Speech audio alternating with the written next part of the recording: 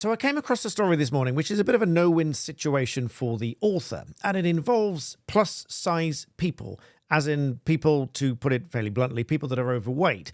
So in this story, I'm talking to you about this Instagram account here that I found, which was JBabe Productions. Clearly as self-described digital creator, plus size, travel, fashion and lifestyle. An advocate for people of all sizes and abilities. Now, abilities is the key word here, because ability versus disability is something that might impact somebody if they are claiming to be discriminated against. Now, albeit this creator, I believe, is in Vancouver or Washington, according to the profile, I'm going to talk to you about how discrimination laws work in the United Kingdom, and they are very broadly the same around the world, although not exactly the same. So for a discrimination case to be successful, there must be somebody treated unfairly based because of one of those protected characteristics, and the Equality Act 2010 sets out what those protected characteristics are. The only one that being overweight could possibly come within is that of having a disability. If somebody were, let's say, overweight because of a disability, which might be severe diabetes or some other kind of medical condition that has resulted in the person being extremely overweight, then it may amount to some kind of discrimination if someone's treated unfairly based on that particular characteristic. However, for the vast majority of people who are overweight, they are just overweight. It's not a protected characteristic, therefore it doesn't lead to discrimination. But I'm going to tell you first what I found in this particular profile, and then I'll make some comment on it. So if I move back to that profile again, it was this video here. So if I just refresh this, and it will play this video for you. People ask me if I purchase seats when flying. They say it's not fair to the person who has to sit next to me if I don't. When I tell them I do, they say I'm selfish for taking a seat from another. The fact of the matter is that people can't stand to see fat people happy. So why should we care what they think? So there you have it. So ultimately, it's a no-win situation. So what she's saying is people look at her size and insist whether or not she's paying for 2 seats because the person sitting next to her won't be able to fit because she's taking up more than 1 seat space. And when she says that she does pay for 2 seats because she's taken up so much room, they say that that is selfish because she's taking up that space. Now, this is a bit of a no-win situation for her. So I feel bad for her in that sense, in that she's having to deal with this in the first place.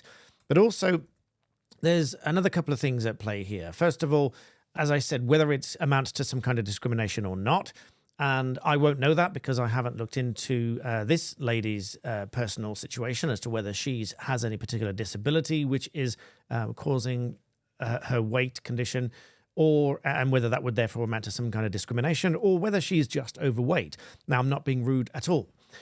So, I mean, on the one hand, I absolutely don't support fat shaming. I don't think that helps anybody at all. But at the same time, I don't think it's particularly helpful when companies use somebody that is clearly overweight in their marketing, unless, of course, they are marketing to that sector of the community, in which case, of course, that's necessary, it's useful, because if somebody is very tall, very short, or very large, then obviously there is a market for clothing and for shoes and all that sort of stuff for those people.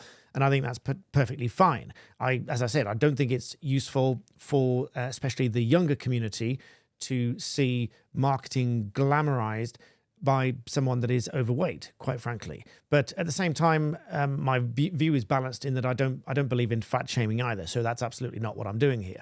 The situation here is obviously very difficult with this lady here because she's in this sort of no-win situation. She's clearly taking her personal situation and running with it. She's got 94,000 followers on Instagram, and she's clearly doing a lot of different content which is based on her personal situation, and she's making the best of it.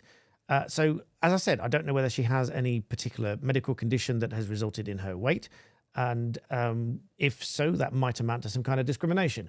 But from a legal standpoint, that's exactly the situation here. But at the same time, I don't condone people being rude and negative, and which might amount to harassment as well, if it's on a repeated basis with a situation where it's conduct on at least 2 occasions. And then if it's also linked to any kind of protected characteristic, that could make matters even worse. So let me know what you think in the comments. Do you think that it's right that she is allowed to purchase more than one seat? I mean, there might be airline conditions about such a thing, about one person buying more than one seat. Maybe they are required to buy more than one seat by some companies, or maybe they are just prohibited from buying more than one seat. Do you think that's fair? Do you think it's justified? After all, airlines, in a very literal sense, airlines have to calculate somebody's weight, and they do that on an average basis. I understand from colleagues of mine, based on the number of seats and the average weight of a person, and they tend to balance out. Whereas someone who is clearly overweight will be heavier than the average person, and therefore, if they are taking a single seat, that may put the airline out of balance in terms of the weight distribution and so on. So in that situation, buying two seats is probably sensible. But as I said, let me know your thoughts and comments in the box below.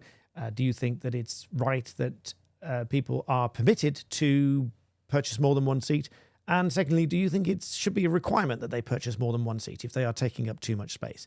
But I thought that was an interesting thing to talk about because it is effectively a no-win situation with a fairly significant number of legal implications that could come into play. Let me know what you think on that one. And as always, make sure you like the video and subscribe, and I'll see you next time.